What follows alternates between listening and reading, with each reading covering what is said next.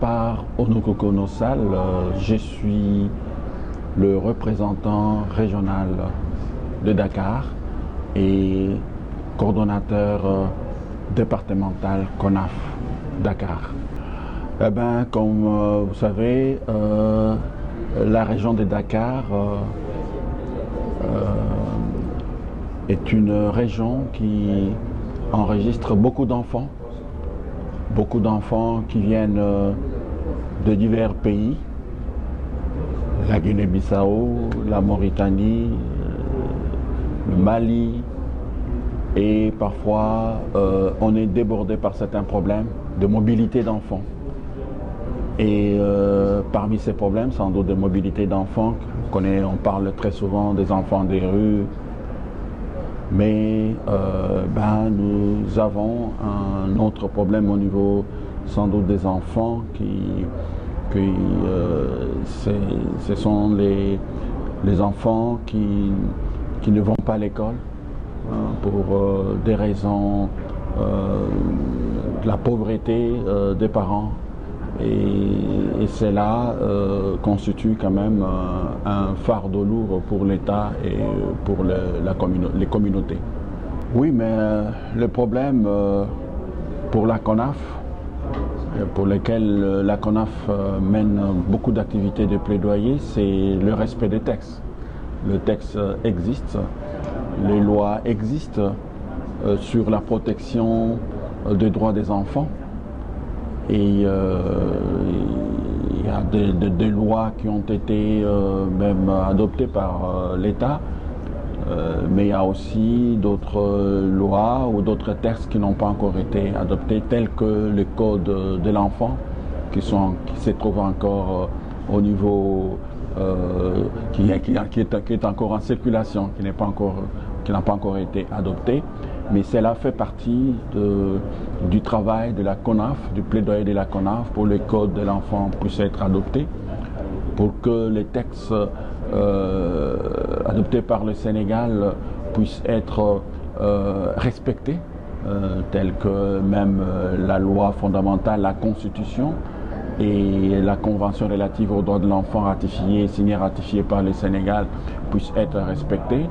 Ce sont les textes qui protègent la dignité de l'enfant, qui font qu'on ne puisse pas connaître ces phénomènes d'enfants des rues, ces phénomènes d'enfants qui ne vont pas à l'école, déscolarisés, et voilà, c'est ça. Ben oui, mais dans la thématique ou dans la question concernant la migration, aujourd'hui c'est une question à dimension internationale. Et nous avons déjà, en tant que membre de la CONAF, moi particulièrement, j'ai déjà participé avec l'OIM à un rapport sur les mineurs non accompagnés, parce que dans le cadre de la migration, quand on parle des enfants, il y a un autre terme qu'on utilise, c'est mineurs non accompagnés. Mais les mineurs non accompagnés qui sont aussi les enfants, et ces enfants-là, ils doivent être régis ou protégés par le même droit que les droits des autres enfants, entre guillemets, qu'on peut dire des enfants normaux, etc. Peut-être pas parce qu'ils sont migrants ou ils sont les enfants déplacés ou les enfants réfugiés ou les enfants non accompagnés qu'on puisse les abandonner. C'est là. Aujourd'hui, on a quand même constaté qu'on enregistre un nombre croissant d'enfants ou de mineurs non accompagnés, soit par la complicité des parents même, soit par la complicité des passeurs. Et on se rend compte que dans les zones de transition comme à Mauritanie par exemple, à Nouakchott, on enregistre un nombre croissant d'enfants sénégalais non accompagnés ou des mineurs sénégalais non accompagnés ou les enfants migrants non accompagnés. Et ça, c'est encore une charge ou une obligation qui retombe sur l'État pour voir comment réellement prendre en compte, prendre en charge ces enfants-là qui deviennent migrants et qui ne sont pas accompagnés dans leur déplacement et qui veulent aussi quitter le pays avec la complicité des adultes. Et tout ça, c'est une question d'éducation, c'est une question inquiétante qu'est la migration aujourd'hui, qui est féminisée, parce qu'on parle aujourd'hui de la féminisation de la migration, mais il y a cette question aussi d'enfants migrants, d'enfants non accompagnés, qui pose problème, parce qu'aujourd'hui, l'éducation est prise en mal. Ces enfants ne vont plus à l'école, leur avenir est tout à fait compromis. Et que bon, les familles, les parents et même l'État doivent veiller à ce qu'on arrête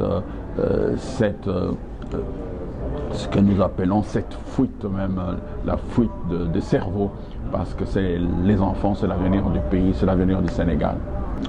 Oui, mais le contexte de la pandémie de la Covid-19, c'est un contexte qui a déréglé tout le fonctionnement des structures étatiques, tout le système éducatif n'a pas été épargné par la pandémie. Le système éducatif n'a pas été épargné par la pandémie de la Covid-19. Ce qui a fait que déjà la rentrée scolaire aussi était compromise. Il a connu beaucoup de difficultés. C'est pour dire que oui, nous CONAF, qui défendons les droits des enfants et particulièrement les droits à l'éducation, nous nous réjouissons de la rentrée scolaire parce que c'est permettre aux enfants de jouir de leur droit fondamental qu'est le droit à l'éducation. Bien qu'il y ait deux problèmes causés sans doute par l'impact de la Covid-19, nous remercions l'État et les parents d'élèves et les enseignants sans doute, qui ont accepté de pouvoir donner aux enfants l'occasion de poursuivre leurs études et d'aller à l'école.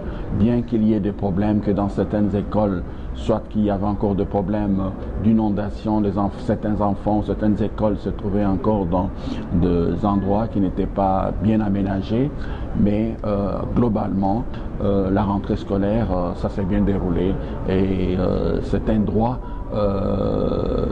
des enfants, le droit de nos enfants qui venait d'être encore une fois de plus respecté et nous nous en réjouissons.